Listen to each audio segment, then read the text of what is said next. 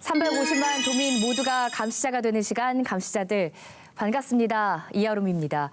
우리 지역의 크고 작은 이슈와 정책들을 꼼꼼히 감시하고 우리가 바로 이 지역의 주인임을 생각해보는 시간입니다. 오늘도 함께할 네 분의 대표 감시자들 먼저 인사 나누겠습니다. 안녕하세요. 네, 안녕하세요. 반갑습니다. 네.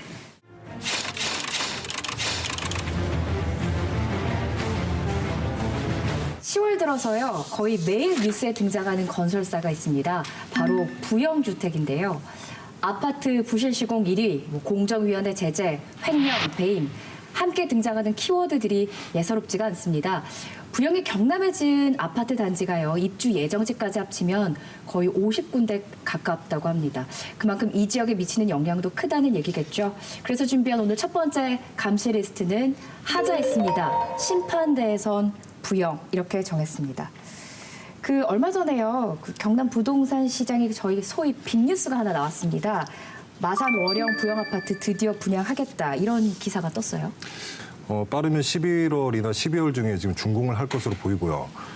이를 두고 이제 일부 매체에서는 부영이 이제 할인 분양을 한다라고 이렇게 단정적인 표현을 써서 보도가 나가기도 했는데, 그러나 공식적으로 아직까지는 지금 분양에 대한 공고가 나간 적은 없습니다. 저도 이제 본사에다가 본사 영업팀에 좀 확인을 해봤는데, 그 할인 분양 계획에 대해서는 현재까지는 결정된 것이 없다라는 게 부영의 입장이고요.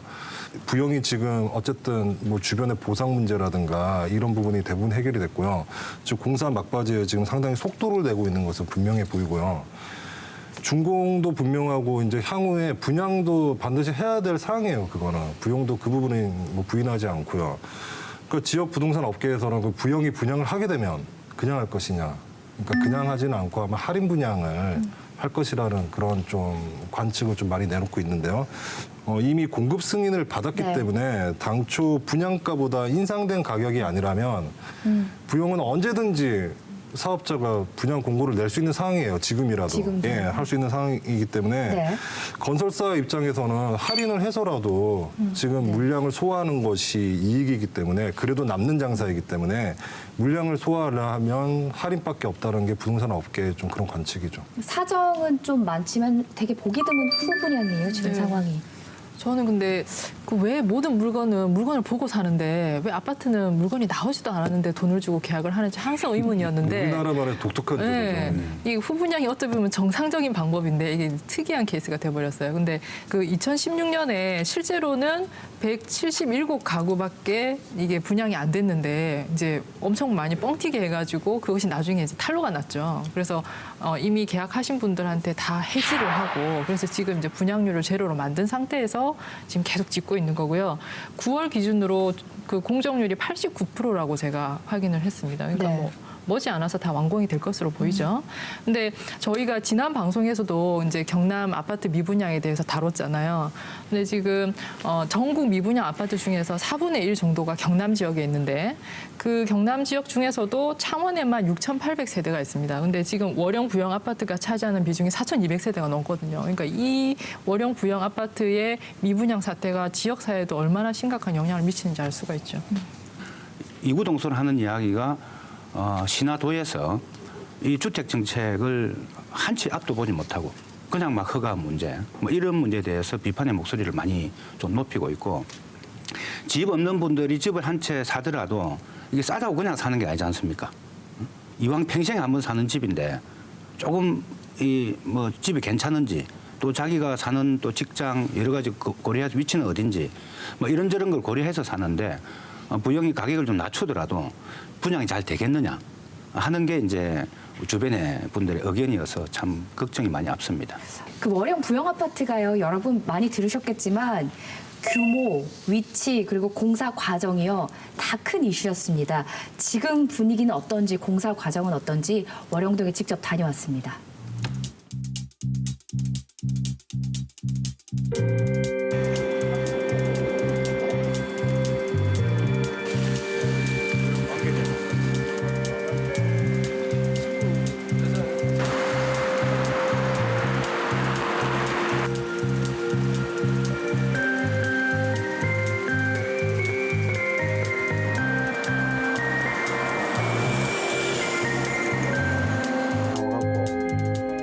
애초에 분양했을 때는 평당 980만 원, 네, 했는데 지금은 107, 80만 원 내려갔고 810만 원에서 20만 원 그렇게 소문이 나고 있습니다. 그럼 이게 정확한 건 아닌가요? 정확한 건 아닙니다. 회사 측에서 나온 이야기인 걸로 알고 있습니다. 그러니까 완공 후에 분양하는데 할인 분양한다는 걸로 그 두 가지나 가격은 없었고 이 아파트가 할인 분양을 한다고 하면 좀 성공적으로 매매가 이루어질 수 있을 거라고 보시는지. 글쎄 경기가 전반적으로 안 좋고 평수가 작은 평수도 없고 30평대, 40평대, 50평대 뿐이었어요. 주위에 있는 한 10군데 남짓 있거든요. 그 이야기 들어보면은 할인 분양한다 하더라도 몇 년을 걸릴 걸로 이렇게 예상을 합니다. 월형 부영은 사실 뉴스 단골 주제입니다. 쭉 10년 넘게 계속 뉴스를 해왔는데 근데 또 그 뉴스 내용도 다 매번 달랐습니다. 그리고 공사 중단까지 이것도 2번인가 있었죠? 예, 그러니까 처음에는 이제 그 공사 초기에 파일이 제대로 박히지 않아서 이제 공사 중지 명령을 받은 적이 있고요. 네. 그리고 또 한 번은 이제 공사 과정 중에 그 협력업체 직원이 잇따라 이제 추락사로 사망하는 사고가 있어서 그때도 이제 총 2분이 돌아가셨어요. 그때도 이제 공사 중지 명령이 떨어졌고요.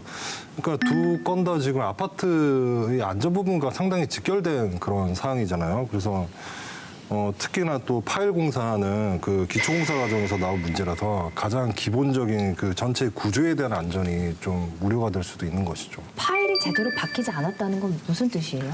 이 한국철강 부지가 문제가 많았잖아요. 왜냐하면 2003년인가요? 부영이 이 부지를 사고 나서 보니까 상당히 오염된 토지라는 게 이제 확인이 됐는데 그래서 뭐 그걸 정화하는 과정도 아주 이제 지리한 논의를 거쳐서 정화가 된 것으로 알고 있는데 이 당시에 이제 이 부지 안에 철강 슬러지가 많이 있었다라고 합니다. 그래서 이게 철강 슬러지가 이제 시간이 오래되고 이게 이제 굳어지다 보면 이제 안반처럼 딱딱하게 되는 그렇게 되는데 그러니까 파일이 잘 안 박히겠죠. 그러면 그걸 드러내든지 어떻게 해서든지 파일을 박아야 고층 아파트가 올라가는데 안전을 확보할 수 있는데 그걸 제대로 안 한 거죠. 그래서 그거를 보던 한 그 공사 업체 직원이 도저히 이거 내가 불안해서 안 되겠다라고 해서 제보를 한 것으로 알고 있어요. 그래서 이것이 문제가 되었고 그리고 이게 아파트 한 채당 보통 300~400개가 박히거든요. 네. 근데 이 전체 아파트로 하면 한 2만 개를 박아야 되는 그런 공사였어요. 근데 그걸 제대로 안 하고 넘어가려고 했으니 문제가 심각했던 거죠. 그 초기에 제가 이제 도의원 시절에 네. 현장에 직접 가봤는데 아까 화면에 그 산더미처럼 쌓인 거 있지 않습니까? 아까 쭉 나왔는데 네. 그게 이제 철강 슬러지입니다. 철강 슬러지인데 이게 처음에는 이 오염 덩어리가 아니다 해서 정화를 안 하려고 했어요. 그래서 제가 이제 개인적으로 그 좀 신뢰 있는 기관에 좀 몇 개 가지고 해보니까 이제 오염 물질 덩어리인 거죠.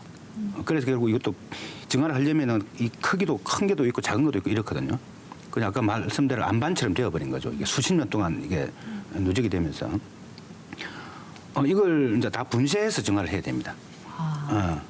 이제 토양까지 다 포함해서 이래 하는데 이 또 부영의 문제가 시간이 많이 걸리니까 또 비용도 많이 드니까 밤에 이걸 몰래 퍼가지고 또 밖에 어디 한 6군데, 10군데 몰래 매립을 한 거예요. 다른 곳에다가요? 다른 곳에. 또 오염물질 그렇게 함부로 매립하면 안 되죠. 되잖아요. 이렇게 또 들통 나가지고 이걸 이제 공식 이제 지정 폐기물로 네. 뭐 처리한 그런 좀 경우도 있었습니다. 굉장히 이제 좀 부도덕한 행위들을 참 많이 했습니다. 근데 이게 주택 이제 시공업체하다 보니까 아무래도 이익리를 노려야 될 것이고 그러면 좀 싼 값의 땅을 아마 살려고 했던 것 같습니다. 그래서 일정한 패턴이 보이는데요. 지금 이처럼 정화 조치가 필요한 땅이라든가 또 공공택지 이런 걸 싸게 매입해서 한동안 방치했다가 특히나 이제 한국철강 같은 경우에 그 정화 작업을 좀 일찌감치 해야 되는데 옆에 지금 뭐 토양 오염 물질이 주변에 2차로 또 그 오염 피해가 확산될 수도 있고 하니까 이런 조치를 해야 되는데 뭐 그 시공업체가 아파트 시공할 때까지는 그냥 방치했다가 이제 그 공사를 하게 되고 또 이게 또 의령동뿐 아니라 진해화학부지도 또 똑같은 비슷한 패턴의 문제가 있다고 합니다. 그래서 이 부영주택의 경우에 이렇게 부지를 약간 어떻게 보자면은 조금 문제가 있어서 그래서 조금 값이 저렴한 부지를 확보했다가 시간이 지난 뒤에 착공에 들어가는 이런 패턴을 보여왔던 것 같습니다. 그러니까 싸게 땅을 산 다음에 그 논란이 되든 한참 기다려서 누군가 해결해 주기를 좀 기다렸다가 또 그렇네요. 진해화학도 조금 전에 말씀하셨는데 네. 그 최근에 이제 문제가 조금 더 심각한 것이 거기 폐석고가 있습니다. 채석고요. 석고. 이게 굉장히 오염물질 덩어리인데 이걸 지금 수출을 하고 있다 그래요. 해외에 제3국에 왜요? 돈이 되니까. 이게 이제 폐기물 처리를 해야 되는데 이걸 수출을 해서 그 수출한 그 수입한 나라는 이걸 이제 그 사료 원료로 쓴다든지 사료를 쓴다고요? 그다음에 이 건축 원료로 쓴다든지 이렇게 활용을 하고 있다거든요. 부영에서요? 굉장히 도덕적으로 심각한 문제입니다. 우리가 토양 오염에서 제일 문제를 삼는 게 이게 공기나 물하고 달라가지고 그거 자체로 움직이진 않지만 지하수를 통해서 이게 이제 확산이 된다라든지 또 가장 또 심각하게 보는 것이 제가 알아본 바에 의하면 거기서 자란 식물이나 또 거기서 나는 식물을 먹은 뭐 동물이나 이렇게 이제 생태계를 통해서 외부로 이렇게 결국엔 확산이 된다고 하더라고요. 그래서 오랜 기간 오염된 토양을 방치하는 것도 문제지만 지금 의원님 얘기 들으니까 그거를 외국에 수출해서 그 외국에까지 오염원을 전파를 하는 거잖아요, 결국은. 그러니까 환경운동단체에서 이 문제를 굉장히 심각하게 바라보는데 이게 지금 어떻게 할 방법이 없으니까 발만 동동 구르고 있는 지금 그런 상황입니다. 그 최근에 아파트 부실 시공 사업장이 발표가 났는데 월영 부영 아파트도 포함이 돼 있죠. 네네 그렇습니다. 자유한국당 민경욱 의원이 이제 국토교통부로부터 받은 자료를 보면은 이 부실 시공에서 제일 건수가 많았던 것이 부영건설입니다. 물론 오령동 현장도 포함이 되어 있고요. 네.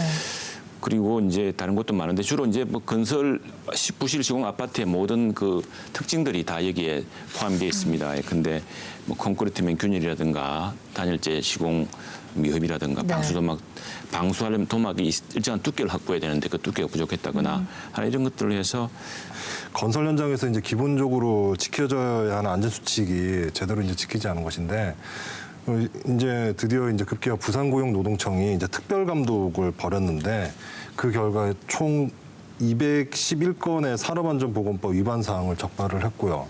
3억 6천여만 원의 과태료를 또 부과한 적이 있습니다. 그 마산 월영 이 여기서만요? 네, 그 현장에서만. 그래서만요? 네. 그 부영이 최근에 계속 이제 여론 도마 위에 오르고 있는데 뭐 아까 말씀하신 대로 건설업 사망률 1위입니다. 부실공사 1위고.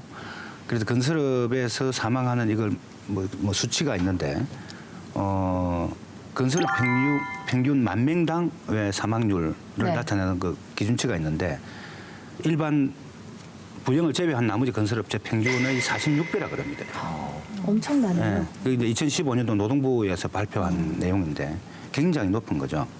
그 실제로 공정거래위원회가 부영주택이 이 강주 지역에서 그 131개 하도급체의 하도급 대금을 안 줘가지고 네. 과징금으로 4억 얼마를 무는 또 이런 일도 있었거든요. 이러니까 이런 아파트 건설 현장에 건설 노동자들이 부영 현장에 잘 안 가려고 하는 뭐 이런 기피 현상이 있다는 말까지 돌고 있습니다. 그러니까 아까 김 기자님 얘기하신 게 211건에 3억 6천만 원이라고 하셨잖아요. 보면 이게 뭐 이제 200건 모두가 아주 심각한 그 이제 산업재해가 아닐 수는 있겠지만 결국 노동자의 안전을 담보하는 문제인데 이렇게 상습적으로 많이 적발이 되는데도 불구하고 결국 이제 이익을 추구하는 사기업에는 저는 경제적으로 이제 제재를 주는 게 가장 확실한 방법이라고 생각하는데 3억 6천만 원 그리고 의원님 방금 전에 얘기하셨지만 과징금 4억 네. 얘기하시는데 이건 너무 좀 과소한 것 같습니다. 부영 아파트 보면 여러분 아시겠지만 아파트 벽면에 꼭 사랑으로라고 써 있잖아요. 저는 사실 부영의 실체를 알기 전까지는 저 아파트는 뭔가 줏대가 있나 보다. 뭔가 철학이나 남다른 이념이 있나 보다 생각했는데 네, 좀 아이러니한 것 같습니다. 부영에 또 그 부영 아파트가 경남에 참 많습니다. 그중에 또 대부분이 공공임대 아파트입니다. 김해 장위에도 대규모 단지가 있는데요. 아직까지도 많은 입주민들이 불편을 호소하고 있습니다. 저희가 그 얘기를 또 들어봤습니다.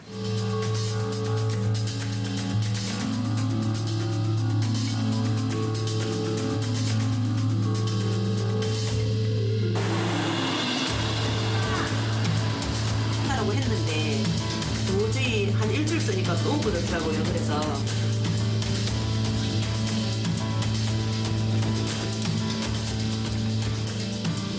실제로 여기 사시는 이사장님 몇 번이나 받아보셨어요? 장판 저거 발라준 게 다였고요. 변기 제일 처음에 세면 하나 턱 발라주고 간 거 그게 다였어요.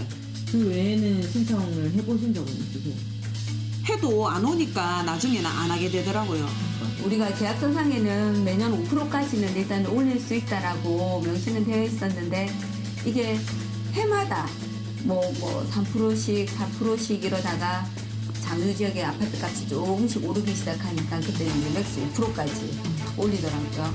다른 아파트 그런 전세보다는 보증금도 작고 이라고 이제 들어왔는데 우리가 생각했던 그런 일반 전세 아파트하고 다를 게 뭐가 있겠나 그런 생각은 이제 많이 들기는 들었죠. 일단은 관리사무소 직원들이 아무래도 그쪽에서 파견 나왔다라고 얘기해야 되나 일단은 그쪽 소속이잖아요. 그래 놓으니까 입주민들이 어떻게 뭐 얘기를 하면은 들어주는 게 전혀 없는 거죠. 신청을 해도 그때는 그쪽으로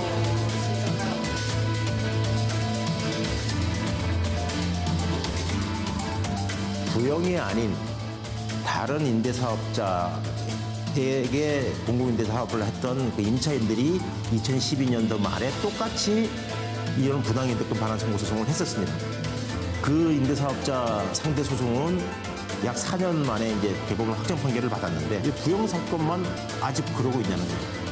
대법원에서도 그 금액만 맞는지 안 맞는지만 확인해서 판결하면 될 일인데 무려 지금 만 7년째 소송이 진행되고 있는 것은 과연 이 법에 의한 판결을 하기 위한 위함인가 아니면 임대사업자에게 또 모종의 또 어떤 이익을 주기 위한 꼼수를 부리고 있는 건 아닌가 심각하게 우려하고 있습니다. 그러니까 저 화면에서 보셨지만 거의 10년 넘게 사시던 분이잖아요. 근데 저렇게 고쳐 쓰고 막 저렇게 하는 게 저 정도인데 저기 경기도 화성시 동탄에도 지금 부영이 임대주택으로 지금 문제가 되고 있는 지역이 있거든요. 네. 거기도 뭐 누수 문제라든가 주차장 벽 갈라짐, 심지어 뭐 오수관이 역류한다라든가 이런 부분으로 지금 계속 문제가 됐는데 하자보수 요구만 8만 건이 넘었고요.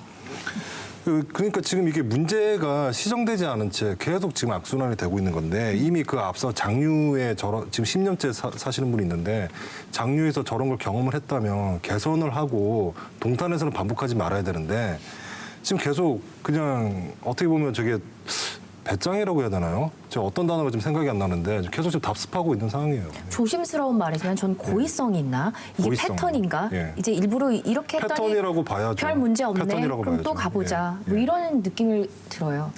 이게 법이 약간 좀 허점이 있습니다. 그러니까 우리가 일반적으로 아파트를 그냥 돈을 주고 사서 분양을 받던지 하는 경우에는 당연히 하자 보수를 요구를 할 수 있잖아요. 그런데 이제 이런 임대주택 같은 경우에는 살고 계시는 분들이 세입자잖아요. 쉽게 말해서 소유자가 아니고 세입자다 보니까 집을 원칙적으로 고치고 수리해야 되는 사람은 이제 집 주인이 해야 된다는 그 원칙 때문에 세입자가 당연히 이 하자를 보수해달라고 요구를 할 수가 없는 거예요. 근데 그러다 보니까 이제 이 10년 지나면 보통 이제 분양 전환이 돼서 사실상 분양받을 게 예정돼 있으신 분들이잖아요. 그러면 앞으로 내가 이 집을 분양받아서 이제 내 집이 될 것임에도 불구하고 뻔히 그 하자를 보고도 고쳐달라고 못하는 그런 아이러니한 상황이 계속 벌어지는 거죠. 게다가 대부분의 이제 하자 담보 기간이 뭐 2년짜리, 5년짜리부터 해가지고 각 기간이 있는데 네. 최고로 긴 게 10년입니다. 근데 거의 10년 이거는 아파트 거의 붕괴할 수준의 하자여야 돼요. 이제 구조벽이 문제가 있다든지. 그래서 대부분의 하자는 5년 안에 끝나거든요. 근데 분양 전환이 이루어지는 시기가 10년이잖아요, 대부분. 그러면 분양 전환을 요구해가지고 분양을 받은 시점에는 이미 하자 담보 기간이 지나가 버리는 거죠. 그래서 법도 좀 문제가 있는 거죠. 근데 2017년 10월 19일 날 이게 그 공동주택관리법 시행령이 개정이 돼서 그때 이후로 준공을 받은 아파트들은 임대 아파트들은 또 권리가 있거든요. 세입자지만. 네. 근데 그 전에 지어진 아파트들이 지금 이런 문제가 있는 거죠. 지금 또 다른 문제는 이게 이제 공공 임대주택이지 않습니까? 10년 살고 나면 이게 이제 살 수가 있습니다. 네. 그래서 그 분양 전환을 하는데 이 분양 전환 가격이 또 문제입니다. 이 분양 전환 가격을 할 때 그 기준을 뭐로 삼을 것인가? 이걸 이제 보통 건설사들 특히 이제 부영 같은 경우에 뻥튀기 했다고 보는 것이 이제 부영 피해자들, 부영 아파트에 사는 주민들의 지금 그 소송 내용입니다.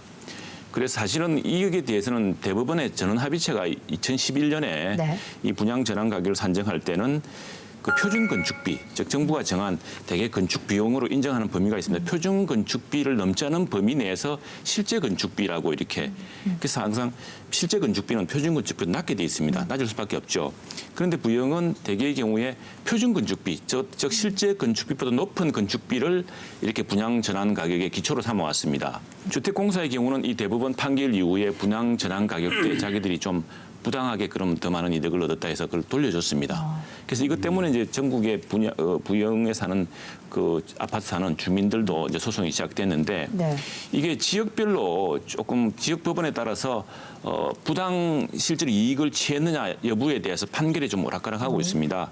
최근에 이제 서울지방지법 부분을 보면은 부당 이득을 취했다고 이렇게 판결하고 있습니다. 있고 한데 그래서 여러 그 지방 법원의 결론이 좀 다르기 때문에 대법원의 최종 판결이 또 기다려지는데 그렇군요.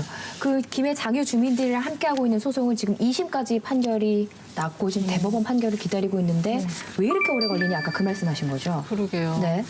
방금 전에 교수님이 얘기하신 것처럼 이제 2011년에 전원합의체 판결이 나고 나서 어느 정도 교통 정리가 되는 것처럼 보였어요. 그런데 이제 실제 투입된 공사비를 뭘로 볼 것이냐 가지고 지금 이 싸움을 이렇게 하고 있는 거예요. 근데 부영이 그러면 공사를 할 때 들어갔던 각종 자료를 내놓으면 되잖아요. 그럼 계산하면 되잖아요. 그런데 부영이 지금 그 자료가 없다라고 해서 이런 사단이 나고 있는 겁니다. 그러면 자료가 없는 상황에서 실제 공사비를 어떻게 확인할 것이냐. 네. 그래서 일부 하급심에서는 과세 표준액을 기준으로 해야 된다. 과세 표준액이라고는 우리가 이제 그 나중에 세금 낼 때 신고를 하는 금액인데 통상 좀 적게 신고를 하죠.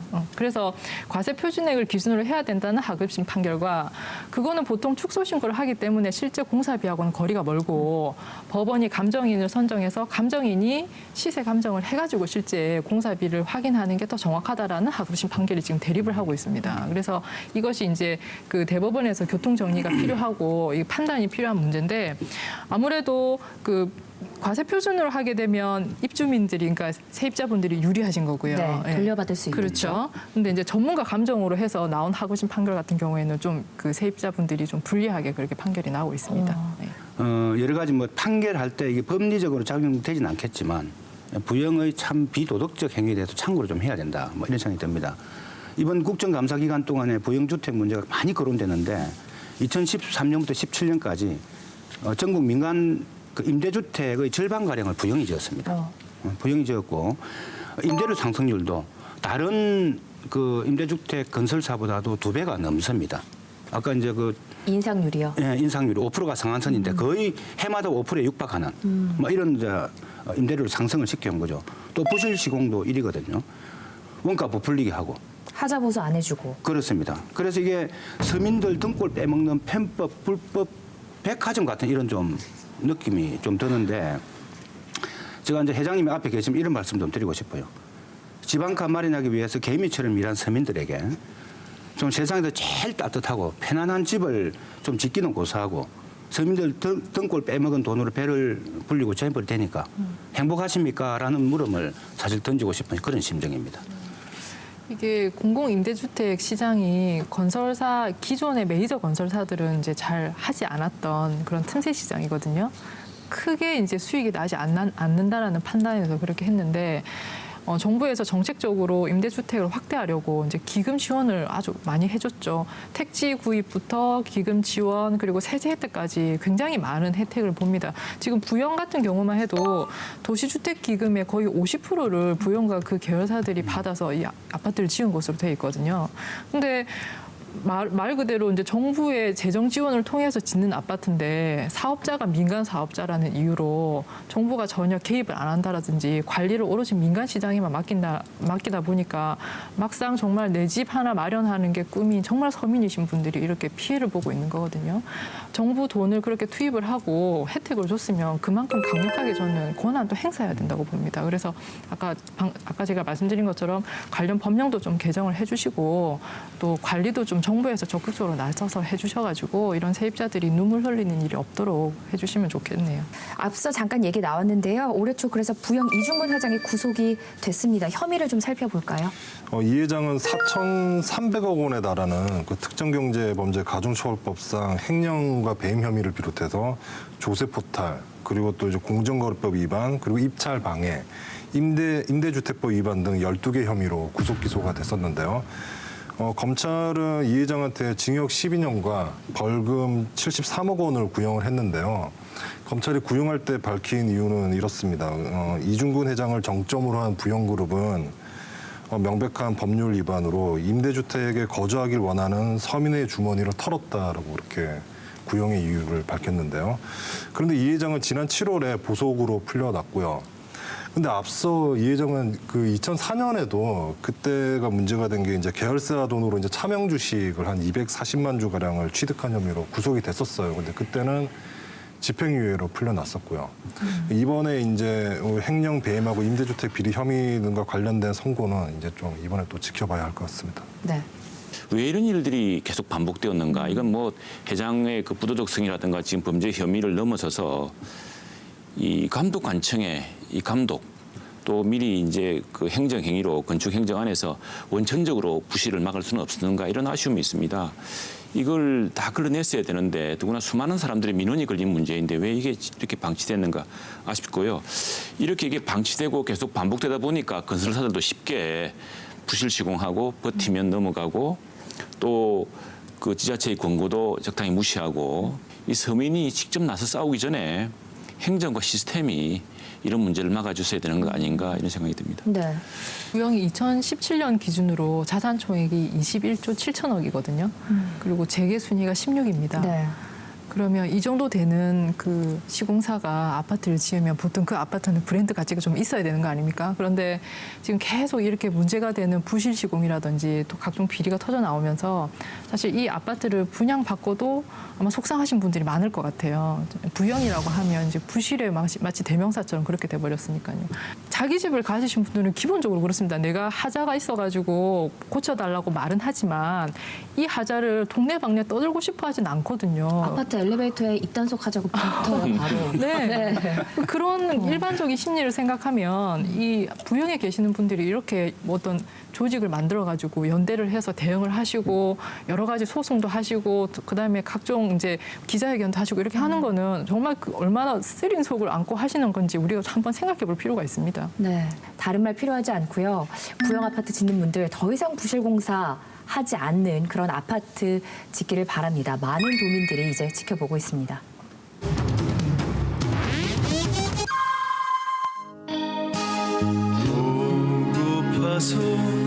보고파서 저 하늘 넘어 그댈 부르며 내 작은 어깨에 하얀 날개를 달고 그대 곁으로 날아오르네 훨훨 날아가자 내 사랑이 숨쉬는 곳으로 훨훨 이 밤을 날아서 그댈 품에 안고 편히 쉬고봐 나를 잠 못 들게 하는 사람아. 네, 다음 감시 리스트로 넘어가겠습니다. 거창에서는요, 거창 구치소를 두고 갈등의 골이 깊어질 대로 깊어졌습니다. 원한 대로 그대로 가느냐, 안 된다, 구치소 이전해야 한다. 이 두 목소리가 팽팽히 맞서고 있는데요.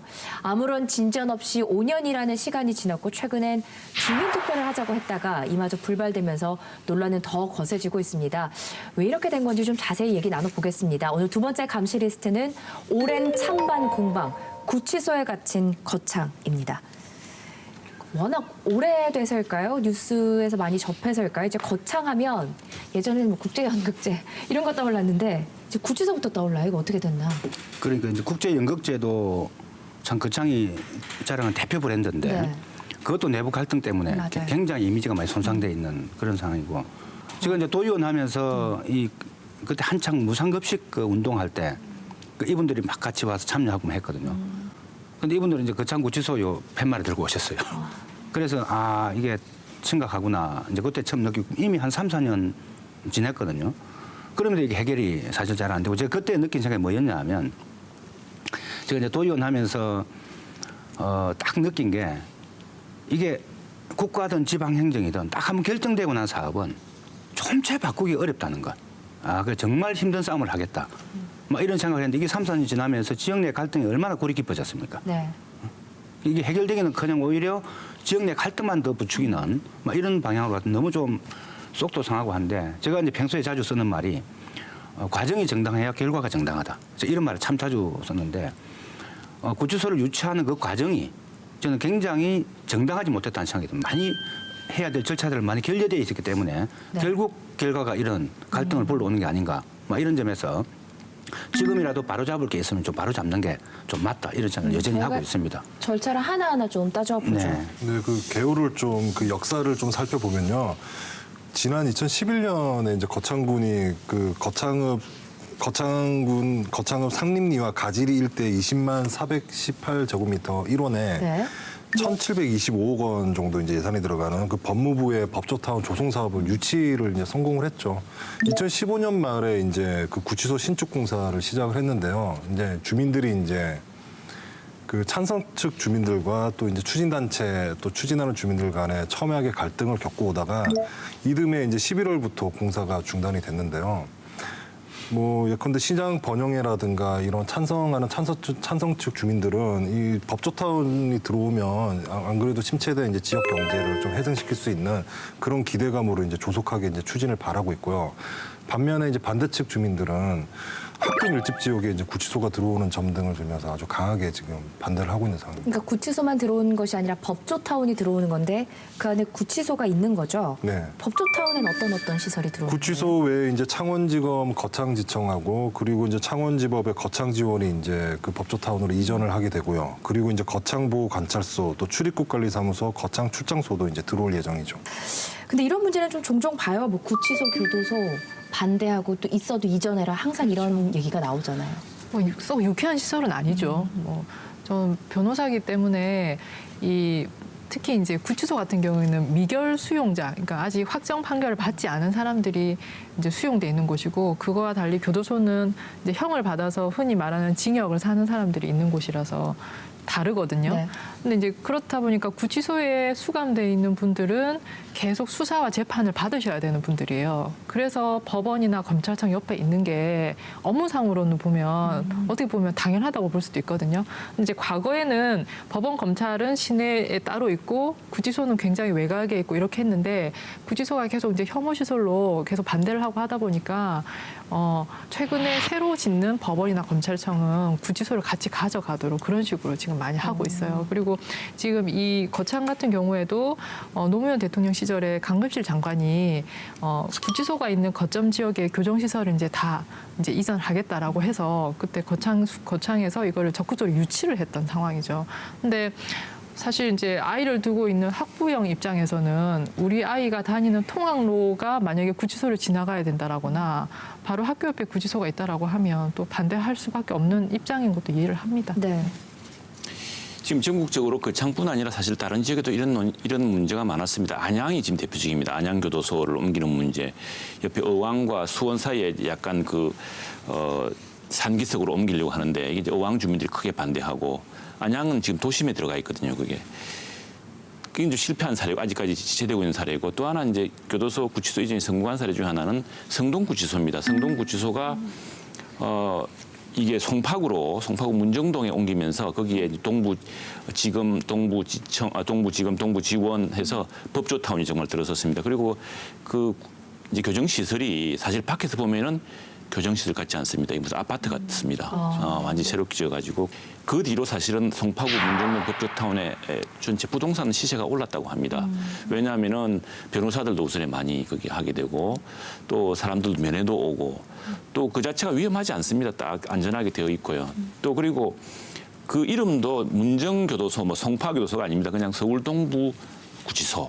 그래서 저는 이런 문제도 지금 거창구치소 이렇게 이름 붙인 게 잘못됐다고 생각합니다. 그냥 경남 동부 구치소라든가 아니면은 영남 동부 구치소라든가 꼭 그 구치소를 특정 지을 이유가 없거든요. 거창이라는 좋은 이미지가 구치소 때문에 이게 이제 사실 거창 사람들의 마음을 조금 흔들게 하는 측면이 있는 것 같습니다. 그래서 오만 범죄자들이 다 오는 거 아니냐 생각하는데 사실 그게 아니라 교도소별로 어떤 특정 범죄 유형을 함께 수용을 합니다.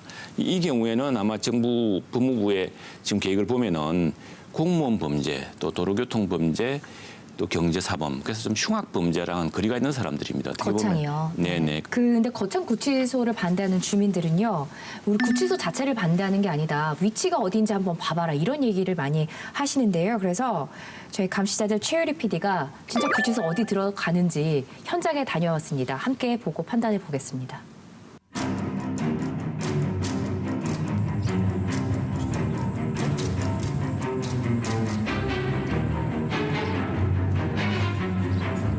대형 감방이 있는 곳은 우리 구치소가 국가 기계역으로 들어오게끔 돼 있습니다. 자동적으로 들어오게 돼 있어요. 그럼 이왕 들어올 그 교정시설이면 거창 지원, 거창 지청, 보호관찰소, 교정시설, 법조 관련 기관을 한 군데를 모아서 시너지 효과를 내작하는 거죠.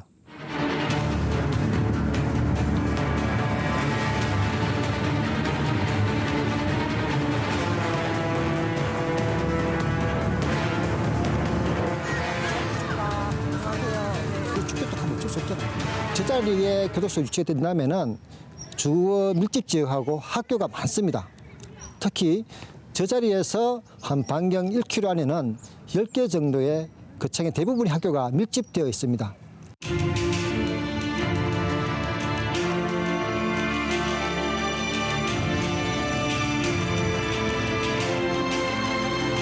교도소를 한번 들어오게 되면은 100년, 200년 옮기기가 상당히 어려운 시설입니다. 우리 그 대책위에서는 거창 그 교도소 사업이 거창군 관내에 들어오는 것을 반대하는 것이 아니라 자리만 어디든지 옮겨달라는 그런 입장에서 반대 대책을 하고 있습니다.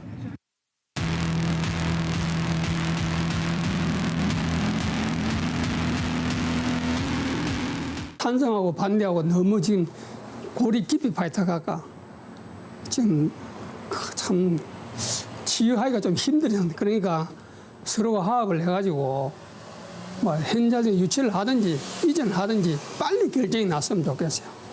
제가 예전에 저기 반대 대책이 계신 학부모님들을 상담을 한 적이 있었거든요. 그러니까 이전하라는 측. 네. 처음에 거창군에서 이걸 유치를 할 때 왜 그런 거에 대해서 제대로 설명을 안 했느냐 하는 거에 대해서 굉장히 좀 불만이 많으셨고요. 이렇게 학교가 많은 지역에 유치를 하면서 최소한 가장 기본적인 고려 사항인데 어떻게 이 지경으로 만들어놨느냐 하는 그런 상당히 좀 원망도 많으셨어요.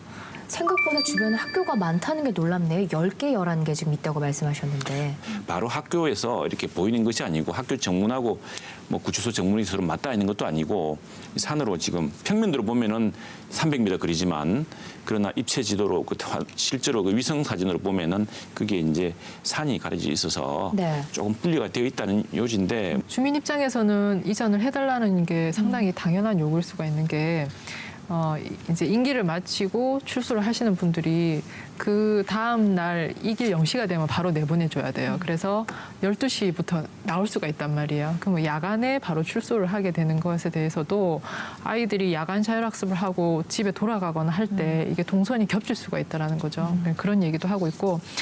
그리고 사실 이제 우리 주변에 보면 당장 구치소가 아니라 보호관찰소 정도만 이곳에 들어온다고 해도 정말 난리가 나거든요. 뭐 그 지역 경제 부분에 있어서 어느 정도 일정 효과는 볼 수도 있다고 저는 생각하지만 옆에 계속 정주해서 사는 사람의 입장에서는 사실 느끼는 그 공포감이라 해야 될까? 내지는 걱정은 우리가 충분히 이해할 수 있다고 생각합니다. 이제 거창군에서 이 문제를 처음 접근할 때 이걸 유치하는 데 주안점이 있기보다도 그 한센인 마을 거기 나온 악취 오래된 민원을 해결하는 데 주안점이 좀 있다 보니까 이 부지 입지 문제에 대해서 주민들의 소통이 좀 부족했던 게 아닌가. 아예 딱 집어서 한 그런 좀 의심을 좀 갖거든요. 그런 점에 좀 상당히 문제가 있었다 생각이 들고. 그 예정대로라면요, 올해 완공될 시설이었습니다. 지난 4년 동안 어떤 우여곡절이 있었는지 저희가 잠깐 짚어보겠습니다. 그 양동인 전 군수가 보궐선거로 당선이 됐었던 그 양동인 전 군수가 이전 추진을 이제 공론화시키기 시작합니다. 자기가 이제 이거를 좀 검토해 보겠다고 얘기를 했는데 그해 이제 11월에 법무부가 공사를 중지하고 법적 요건에 맞는 대체 부지를 건의를 한다면 좀 검토하겠다고 좀 이런 입장까지 밝혔어요. 그래서 주민들이 어쨌든 좀 뭔가 변화가 있겠다는 좀 기대도 있을 수 있었는데 그런데 최근에 아까 얘기하셨지만 그 법무부 장관이 기자간담회에서 밝힌 내용을 보면 법무부의 입장은 지금 재추진을 다시 이제 밝힌 상황인데요. 총 사업비의 39%가 투입이 돼서 지금 어느 정도 한 40% 가까이 투입이 됐잖아요. 그래서 지금 이 상황에서 공사가 좀 중단이 지속될 경우에는 국고 손실이 예상되기 때문에 올해 안에 거창군과 협의를 마무리하고 사업을 다시 추진하겠다는 그런 입장을 밝혔습니다. 네. 작년 10월 28일 날 아마 그 안에 국무조정실하고 거창군하고 상당한 의견들이 많이 오가서 거의 뭐 도장 찍기 전 수준까지 간 것 같아요. 예, 이전하는 문제가 상당히 의견 접근이 된 거죠. 뭐 합의를 봤다기보다도 뭐 그렇게 됐는데 그걸 아마 매듭 짓는 절차로서 아마 그 지금 이낙연 국무총리가 방문하기로 돼 있었는데 그 이틀 전에 11명의 군의원 중에 9명 아마 한국당 의원들이 중심이 되었는데 9명이 기존대로 고수한다는 이 결의문을 발표를 좀 하게 되면서 방문 자체가 무산이 됐습니다.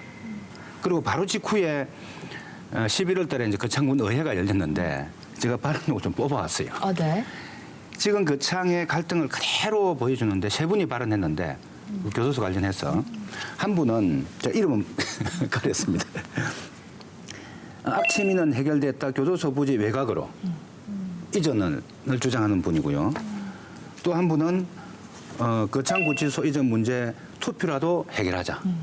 투표로 해결하자는 주장이고 또 한 분은 새로운 갈등을 만들지 말고 법조타운 조성사업은 원안대로 추진하자. 다 다른 얘기네요. 수가 다 나왔네요. 네. 그렇습니다. 근데 이제 이걸 생각해 보셔야 됩니다. 오늘 박상기 장관이 사실 며칠 전에 기자들 앞에 이야기를 했는데 이게 폭탄 돌리기입니다. 사실 그러면 다른 지역으로 옮기면 다른 지역 주민들이 가만히 있을 것 같습니까? 그렇지 않습니다. 근데 거창군에 지금 다른 지역으로 옮기지 않습니까? 그러면 거창에 아주 뭐 그 특산 상품 지역이라든가 뭐 거창에 산수를 자랑하는 그런 또 벽지가 갈수록 그러면 사실 관광 자원이 또 좋은 곳이거든요. 그러면 그분들은 또 가만히 있을 것이냐.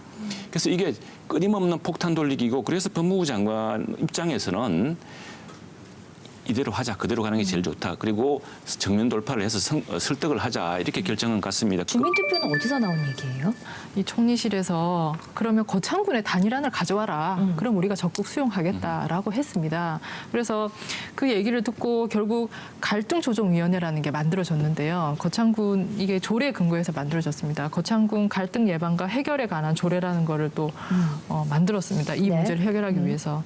근데 이 갈등조정위원회에서 그러면 이거 어떤 식으로 그러면 결론을 어떤 방식으로 낼 것이냐라고 하는 문제에 있어서는 또 주민투표안이 나왔습니다. 주민투표를 해서 결국 하나의 결론을 도출해서 그거를 거창군의 단일안으로 올리자라고 했는데 지금 이 주민투표안은 이제 법무부에서 지금 안 된다라고 했습니다. 왜요? 왜냐하면 8조가 이제 국가 이제 그 정책에 관한 투표를 하는 조항인데 거기 뭐라고 돼 있냐면 국가 정책 수립에 관한 주민 의견을 듣기 위해서 필요한 경우에는 주민 투표를 할 수 있다라고 돼 있기 때문에 지금 법무부 입장은 이 거창의 구치소를 짓는 건 이미 확정된 국가 계획이다 이거죠. 그러니까 수립 단계에서 주민투표를 통해서 의견을 듣는 거는 이 법의 해석상 가능하지만 이미 확정된 거를 변경하는 것은 이 주민투표를 통해서 할 수가 없다라는 그런 입장을 고수하고 있는 거죠.